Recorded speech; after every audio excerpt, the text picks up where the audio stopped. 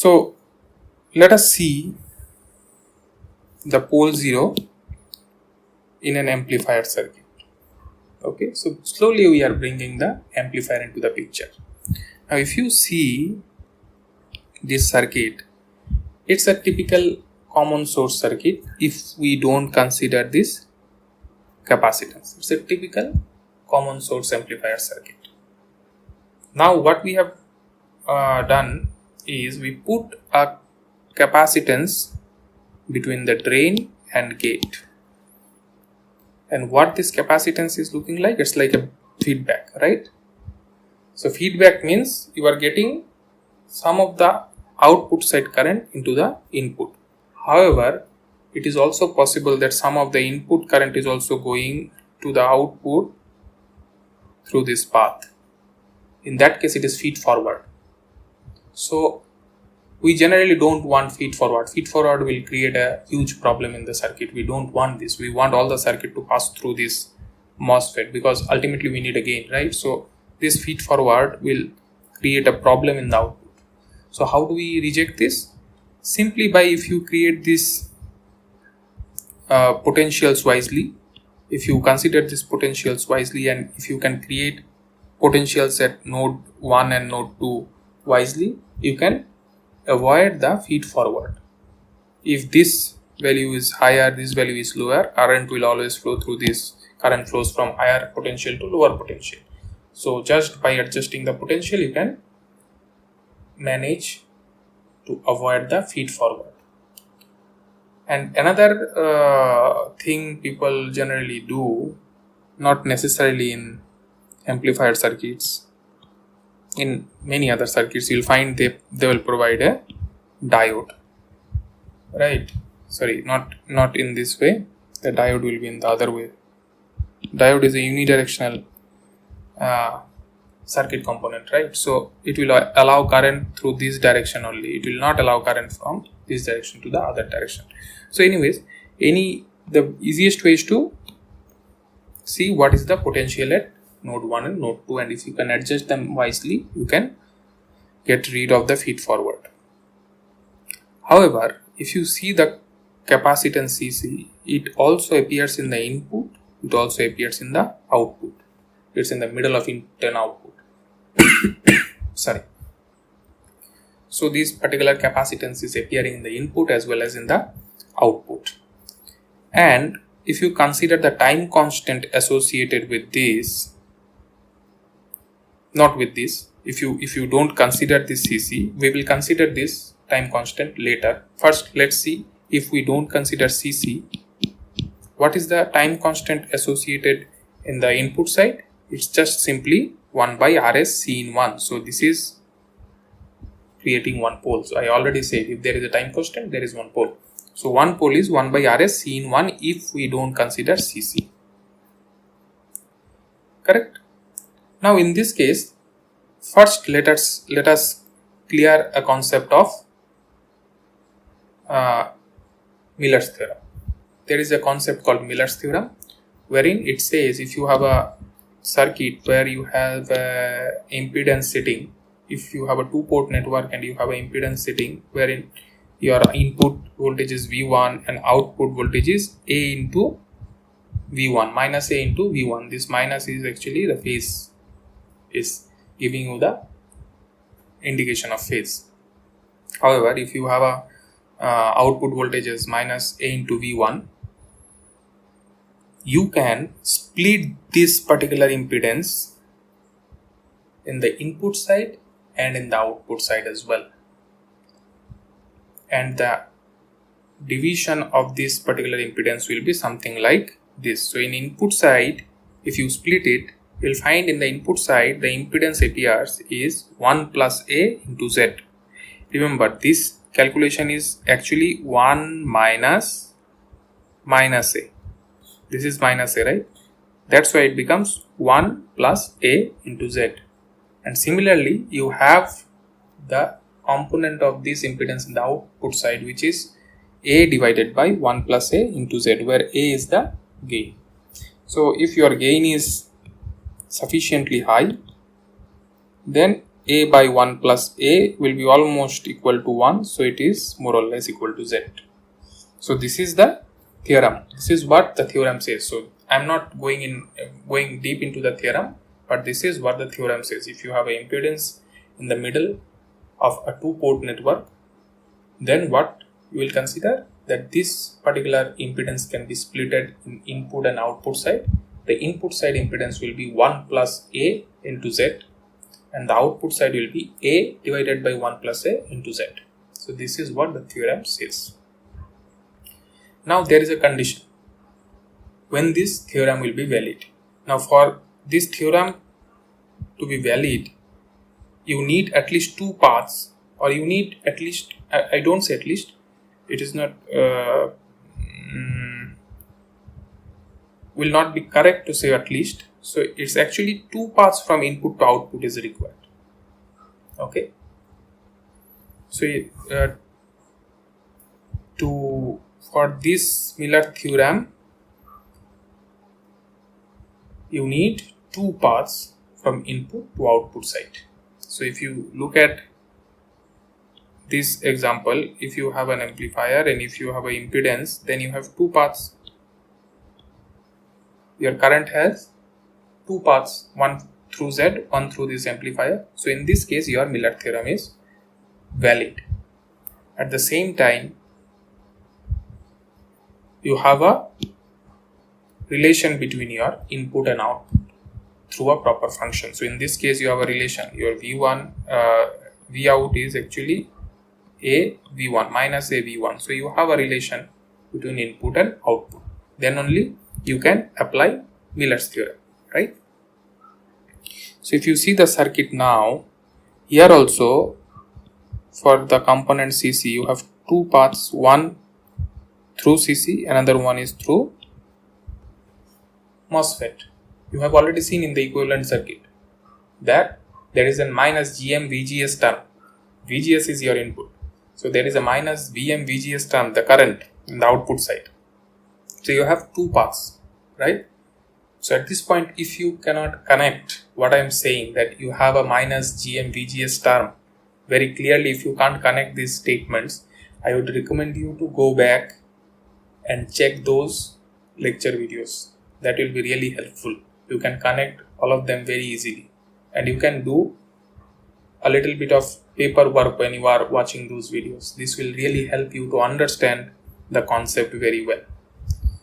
So this is an indication. If you are not getting what I am saying, that when I say that minus GM VGS is the current in the equivalent circuit, then you need a revision. This will really help you. This is not a long video, this 15 minutes, 10 minutes video. Just go once and check. This will help. Anyways, so you will have two paths in this case, and so you can use Miller's theorem. Okay, so your input capacitance, so your gain in this case will be minus GM R0 parallel RD. Okay, we will apply Miller's theorem, but before that, let us see what is the gain.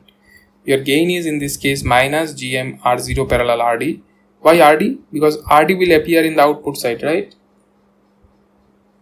Your gain is actually minus GM R0, but here you have put RD, and RD is between drain and ground. For AC, this is ground, right? So in this equivalent circuit, you will find you have R0, and you will find this is your drain, this is your gate, this is your this is your source, this is your drain, because it is common source, so your source will be grounded. So between drain and source you have R0, and between drain and ground also you have RD. So drain and ground, source is grounded, so you have RD. So your RD and R0 are in parallel connection. Again, I am saying, if you are feeling difficulty or facing difficulty in connecting my explanations at this moment, go back to the previous videos and just watch them. It will be easier. So your gain is actually minus GM R0 parallel RD. So if you consider R0 to be very high, which is very high in most of the cases, then your dominant resistance will be RD, because they are in parallel. In parallel, whichever resistance is low, most of the current flows through that resistance. So you will have a gain equal to minus GMRD. Now let us apply Miller's theorem for this component, right? So in the input side, what you will find? In input side, you already have a C in 1, and your CC will be parallel to this C in 1, right? Because this is your input side. So what will be the value of this capacitance? The component of CC that will appear in the input side will be 1 plus A Z. I already have shown in the Miller's theorem 1 plus A into Z. So in this case, your 1, actually that's why I have shown you this part. It is actually 1 minus A. Why it is becoming plus? Because you have a minus associated with the gain. So that is why it is becoming plus. So in this case, it will be 1 minus GMRD into CC, right? So your C in total input capacitance will be C in 1 plus GMRD into CC.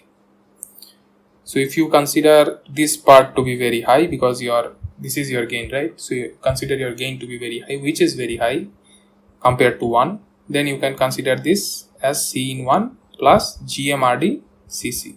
So it is C in 1 AV into CC, gain into CC. Now previously your pole was 1 by RS into C in 1. Now another term called AV into CC is added to that. This value will be very high because gain is very high, 100, 150, and CC and Cin will be more or less in the same domain, maybe in femto.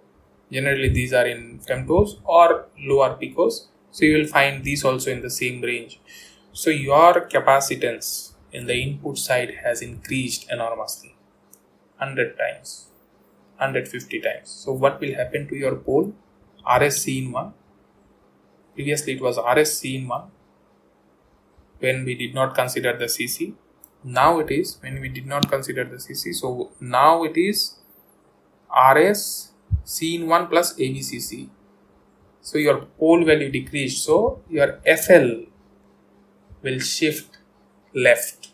That means it is decreasing. And in the output side, you have CL already. And the component of CC will appear in parallel to that, which is CC into A by 1 plus A. I already have shown A by 1 plus A, which is more or less equal to CC only, because A value is generally higher and much higher than 1. So it will be almost equal to CC. So your C out in this case is CL plus CC, because these two are in parallel, right? So your C out will be CL plus CC. So pole 2 is 1 by RD out, because RD also appears in the output side. I already have shown you. RD also appears in the output side. So the time constant will be 1 by RDC out or RD CL plus CC. So in this case, if you see, output capacitance is not increasing as much as the input increased, because input has AV term, the gain term, which actually made the difference. In this case, it is increasing of course, but not that high. So your FH also will shift, but FL will shift even further. Now if you see the equation, in both FH and FL, you have the CC term, which is the deciding parameter of bandwidth. Bandwidth is, as I have shown, it's FH minus FL. And now you have a control of both the frequencies, and just using a single capacitor you could achieve that control. Now you can have a control over bandwidth, the FL value, FH value. You can shrink, expand, whatever you want you can do. However, somebody may think, why did I only wanted this effect to be in the input side? I I could have made some arrangement where these type of terms comes in the output side, and I mean this type of term means the ABCC effect, the gain into CC effect. I could have made some arrangement where this gain into CC effect also appears in the output side. I did not make this. And why I did not make this? Because in output side you have CL attached, and CL generally I don't know. Somebody else will put CL, the load. What will be the load is not known to me. However, there will be an influence whatever I do, but I don't want that influence to be very high. That is why design part is very important. As a designer, you want the full control, as much control as possible in your circuit, and that is only possible if you have a control in the input side. Output side will be used by somebody else. He will connect a sensor, or he will connect something which is of very say high value of CL. Then it will create a problem. Anyways, it will create a problem if they don't choose that CL value nicely. But if a small change in CL affects the circuit, then it's not a good design. As a designer, I should keep the output side independent of this CL variation and etc., which is very difficult. We can't make it independent of that. However, we can reduce the dependency. That's why I kept the control in the input side. Input side is completely mine.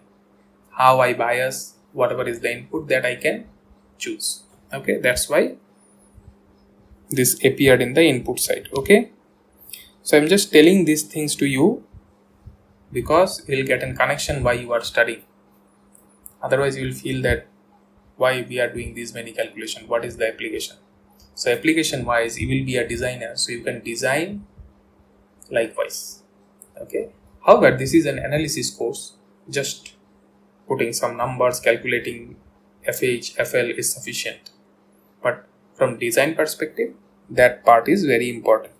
Okay, now there is another term, important term, which is called zero. And how zero appears in the circuit?